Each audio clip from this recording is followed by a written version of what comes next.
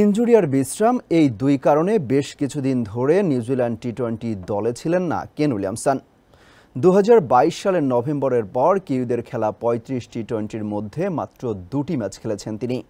তবে জুনে West Indies এবং যুক্তরাষ্ট্রে বসতে যাওয়া টি-20 বিশ্বকাপে অভিজ্ঞ এই ব্যাটারের উপর আস্থা রেখেছে নিউজিল্যান্ড ক্রিকেট। অভিজ্ঞদের দেয়া বিশ্বকাপ দলের অধিনায়ক করা হয়েছে ডানহাতি এই ব্যাটারকে। সোমবার টি-20 বিশ্বকাপের জন্য 15 সদস্যের দল ঘোষণা করেছে দেশটির ক্রিকেট বোর্ড। ষষ্ঠ বিশ্বকাপ খেলতে যাচ্ছেন কেন উইলিয়ামসন। তার চেয়ে বেশি বিশ্বকাপ খেলা একজন আছেন ঘোষিত স্কোয়াডে, তিনি টিম সাউদি।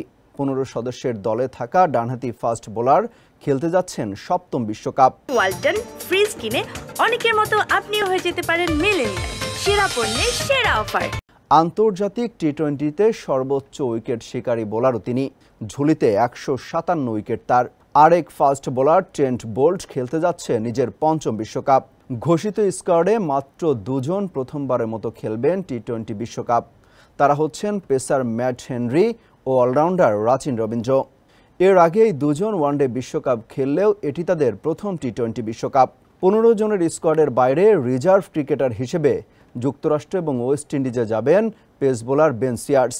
ঘোষিত দল নিয়ে নিউজিল্যান্ডের কোচ গ্যারি স্ট্রিট বলেছেন, বৈশ্বিক টুর্নামেন্টে নিজের দেশের প্রতিনিধিত্ব করতে পারাটা বিশেষ কিছু।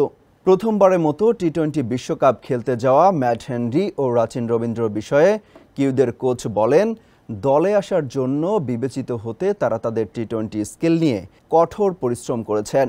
আর গত 12 মাসে রাচিন যা করেছে সবকিছুই ঠিকঠাক ছিল।